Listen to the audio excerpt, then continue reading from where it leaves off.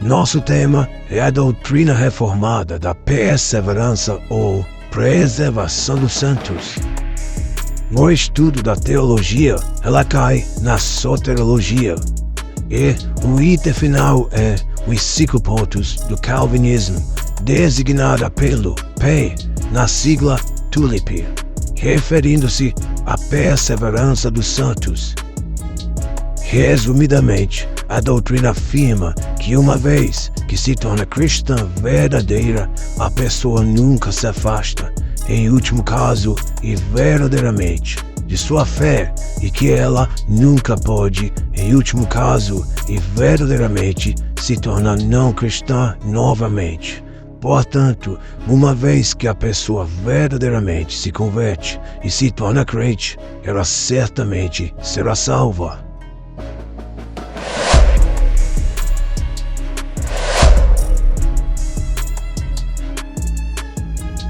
Esse ensino é indicado por várias expressões diferentes, embora algumas delas possam ser melhores do que outras, contendo mais informações sobre a doutrina. Todas elas são precisas e cada uma traz implicações teológicas importantes. A expressão segurança eterna sugere que a salvação do crente está segura. Ela não está em perigo e não será tomada dele. Embora a palavra segurança enfatize o resultado final, ela não nos diz pela vontade de quem, por qual poder, em qual condição e por quais meios a salvação do crente está garantida e mantida ao salvo. Contudo, a palavra é precisa no que ela quer dizer. Quanto à eterna, se for entendida, denotando duração infinita, ela é sinônima de sem fim, enfatizando assim a natureza permanente da segurança do crente. Não é algo que vai durar um pouco de tempo e então dissipar, é algo que vai durar para sempre.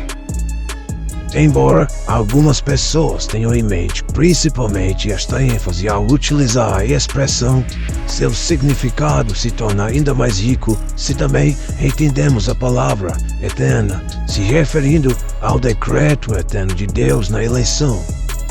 Isto é, eterna pode se referir também ao decreto soberano e imutável de Deus na eternidade atemporal em favor da salvação dos seus escolhidos. Em outras palavras, a salvação do crente está segura para sempre, porque Deus decretou a sua salvação na eternidade.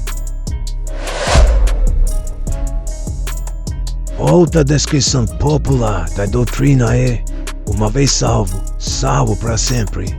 Ela declaradamente transmite a ideia de que uma vez que a pessoa é salva, sua salvação segue inalterada e ininterrupta para sempre. Novamente, embora essa descrição seja precisa no que ela quer dizer, ela não nos diz pela vontade de quem, por qual poder, em que condição e por quais meios a salvação do crente se perpetua, uma vez tendo começado. A descrição em si não contém qualquer informação que poderia neutralizar as acusações falsas a miúdes levantadas contra esta doutrina.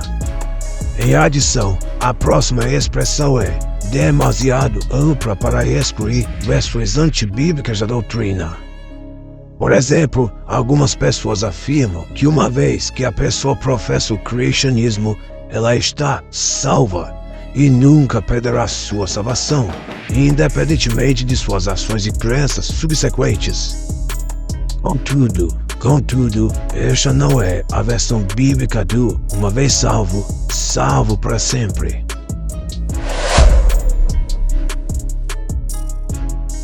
Calvinistas usam com frequência a expressão a perseverança dos santos ao se referir à doutrina.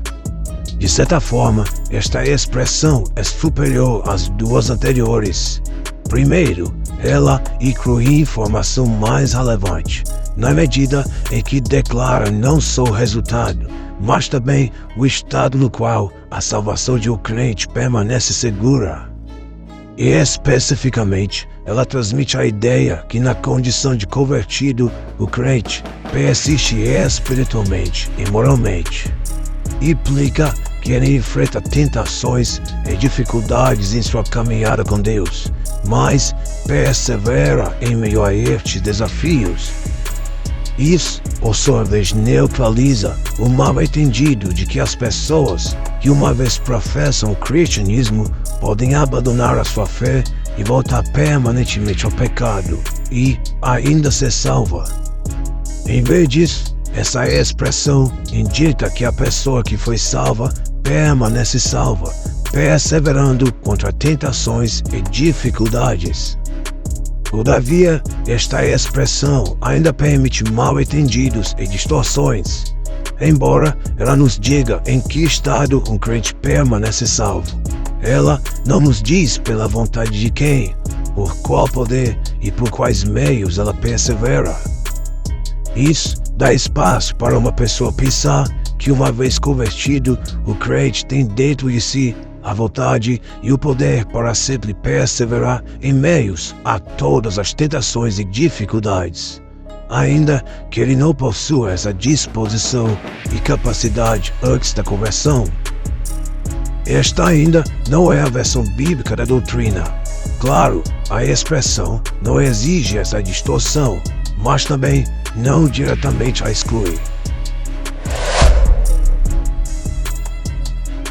Talvez a melhor expressão para descrever a doutrina seja a preservação dos santos. Ela é rica em conteúdo e bíblica na ênfase. Como todas as expressões anteriores para esta doutrina, esta nos diz algo sobre o resultado final, que o crente permanecerá salvo para sempre. Mas ela nos diz muito mais do que isso. Assim como na perseverança dos santos, a ideia de preservação implica que o crente permanecerá verdadeira e finalmente na condição espiritual e moral positiva que a regeneração produziu nele. Em adição, ela nos diz que o crente persevera em seu estado regenerado e convertido em razão de ser preservado. Isto implica a contínua dependência do crente na graça de Deus e que o crente permanece salvo por causa da vontade e poder de Deus e não por causa da vontade e poder do homem. Além do mais, ser preservado implica ser protegido de influências e forças hostis e, portanto, transmite a ideia de que o crente continua a enfrentar tentações e dificuldades após a conversão. Mas Deus o preserva e assim sua fé não sucumbe. Portanto, esta expressão tem a vantagem de incluir muita informação relevante, se não por afirmação direta, ao menos por implicação. Ela honra a obra de Deus, exclui a vanglória do homem e reflete a ênfase bíblica na graça soberana e no poder ativo de Deus na salvação do eleito, do começo ao fim, da conversão à consumação. Claro, esta expressão ainda não diz tudo o que pode e deve ser dito sobre a doutrina. Ela não enfatiza adequadamente e de forma igual todos os seus aspectos, nem exclui diretamente todas as distorções e mal-entendidos. Além disso, a expressão não fala dos meios que Deus usa para nos preservar, diferentes da implicação que ela envolve o poder ativo de Deus. Todavia, como expressão resumida, é provavelmente a melhor, já que é a mais centrada em Deus e se refere a todos os aspectos relevantes desta doutrina, ao menos por implicação.